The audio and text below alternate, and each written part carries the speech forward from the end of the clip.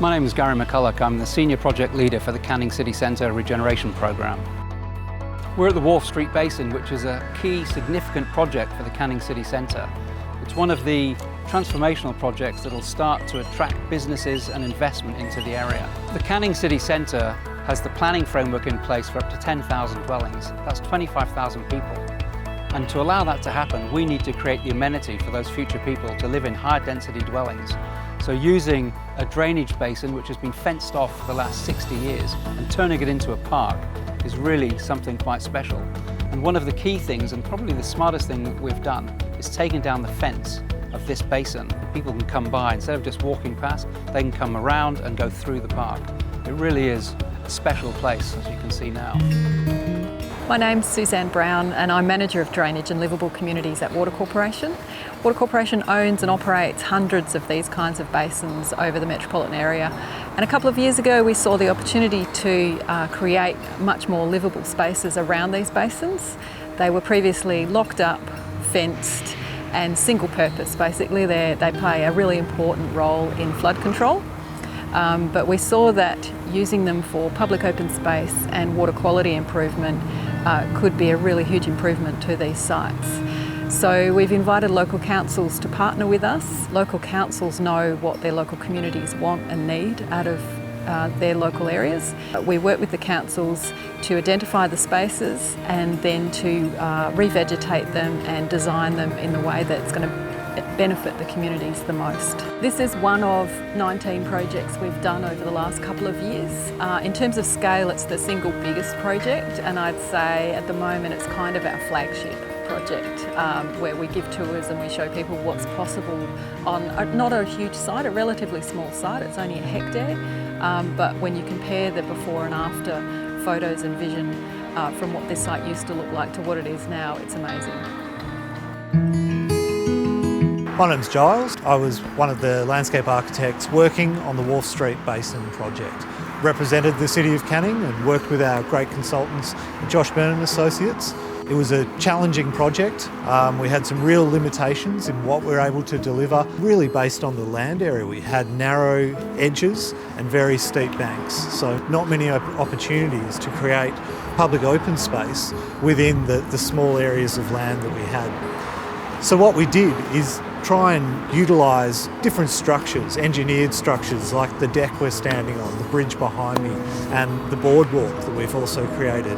So while we weren't able to bring people into direct contact with the water, being a compensation basin, there's potential health issues in that regards. We brought these structures across and next to the water so that people could interact more with the site. They could use these structures to view the water, view the turtles that live within the site and the birds that are nesting on the islands we've created. Prior to coming on site, the water body was really quite empty. It did have a resident population of long-necked turtles, which we actually relocated for the construction works and then brought back to the site. We created some islands, the 3 islands off to my left. By creating habitat within the area, it would support a whole range of species. The planting surrounding the islands is able to have water quality improvements.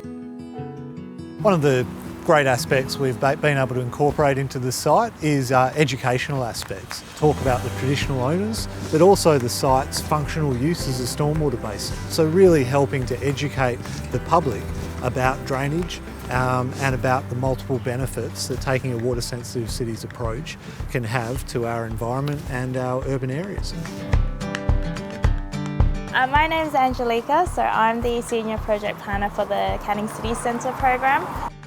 So this is a mural that's been painted by Jay Dolman and Brenton C. So it really tries to explain the flora and fauna and the water story behind this Wharf Street Basin site. We work closely with the Cannington Community College, making sure we engage with the kids there, so they had a lot of input. Yeah, it was a very collaborative project. Hi everyone, my name's David Ong. I'm the Smart Cities Project Officer here at the City of Canning. My role in this Wharf Street Basin was to look after the tech components. So some of the things we implemented here at the park include smart bins. We also provide free public Wi-Fi. We have a whole bunch of sensors dotted around the park. That's microclimate and water quality sensors. We have an augmented reality app. All right, to start us off, let's go have a look at the bins, just over this way.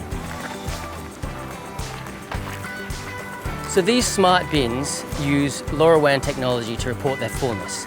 Essentially, they have a level indicator that's read from the top of the bin, and that tells us how full the bin is. What that does is that allows us to actively monitor the bins, but also to, out of cycle, we can go and empty the bin if it needs. What we've done here at the park is integrated technology in a public open space. It's not immediately obvious, but we have 3 microclimate sensors and a water quality station installed in the park.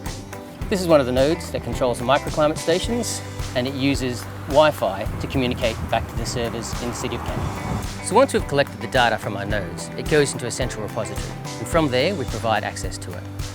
As a member of the public, you can download the full data set as an open data set. You can visualize the data through our webpage, or you can view live data through our mobile application. The mobile application, Smart Canning, has been designed around water and water education. Here's an example of one of the frames that we use to trigger the application. So to do this, a user needs to download the application from one of their favorite stores. All the user has to do is simply point their mobile device at a frame, and it'll trigger the augmented reality experience. For this particular experience, what we're doing is looking at the different physical characteristics of the water, and also to some human intervention. Same thing, if you change the temperature, you'll see the different effects on the environment. So we provide free public Wi-Fi here in the park. What we're hoping to do is have another way of attracting people to the park. And in terms of infrastructure, the way we do this is using Cisco Meraki access points, of which there's 3 across the park. So in addition to the gamification of water education and also the provision of data, we're really hoping to be supporting education and research both now and into the future. My name is Peter Adkins. I'm the manager of the River Systems Management Unit. My role is to look after the environmental health of the Swan Canning River System. Today we're here at the Wharf Street constructed wetland.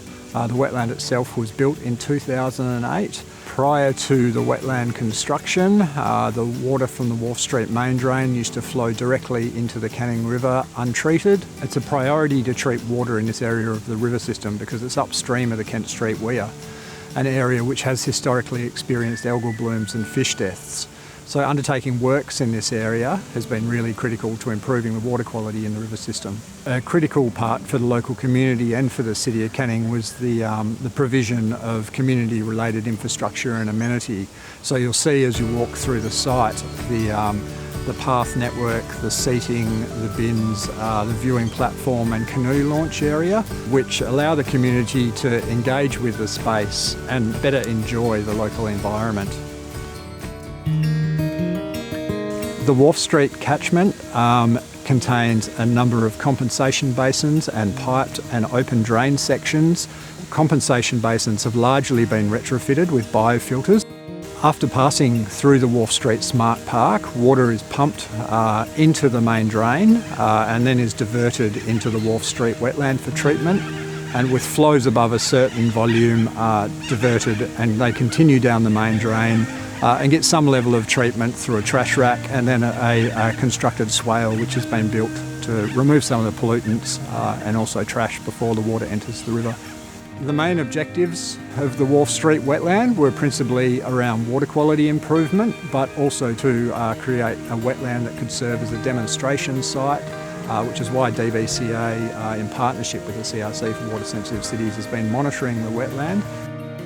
Given the location within the Canning River Regional Park and proximity to the Canning River, we were really careful when looking at the design to include a variety of locally native species. So we installed around 66 locally native species and around 100,000 tube stock, so provided a pretty significant boost to the 4-hectare site. The work that Carolyn Oldham's group through the CRC for Water Sensitive Cities has been really pivotal in understanding and extending this work. Given it's a demonstration site, we can use the learnings from this site to inform design and management of this and other sites as well. My name's Carolyn Oldham. I'm from the University of Western Australia. The CRC and DBCA asked me to lead a team looking at how well do these wetlands actually perform. We're talking about both the hydraulic performance, so where does the water come from and where does it go to, but but also how well does it treat nutrients. So this wetland system was designed specifically to treat nutrients before it discharges into the Canning River. What we found is that there is one of the drains that comes in from the side that actually contributes a significant amount of nutrients to the system. So we've been monitoring this wetland for about the last 6 years, and we can see over that time the nutrient concentrations from the catchment upstream have been slowly reducing. At the outflow, both total nitrogen and total phosphorus are below the guidelines almost all the time. So one of the reasons this wetland is performing so well is because of the treatment train approach. I've got a map here that shows the inflows and outflows and the different components of the wetland that I was just talking about. So if you look at the top panel, we can see the inflow coming in the top of the system. The water flows through these different compartments. Here we have Bebbington Court Drain, that urban drain I mentioned, and here's the outflow. This is where we're standing at the moment. The panel down the bottom really shows quite clearly these different compartments of the system: surface flow, subsurface flow, surface, subsurface, comes up to the surface and then exits to the Canning River. When it's at the surface, the wetland works really well for removing phosphorus, and the subsurface flow compartments, which you wouldn't even know you're standing on top of, are removing the nitrogen. And so as the system moves, surface, subsurface, surface, subsurface, it continues to polish the nutrients away. Under base flow conditions, that's non-storm events, it removes about 60 to 70% of total nitrogen and total phosphorus loads. And we've even done measurements over storm conditions. So these are really big storm events that come through this system. And what we found is even under those conditions, when the water is moving much faster through the system, the wetland still works quite well. It's removing between 30 and 50% of total nitrogen and total phosphorus.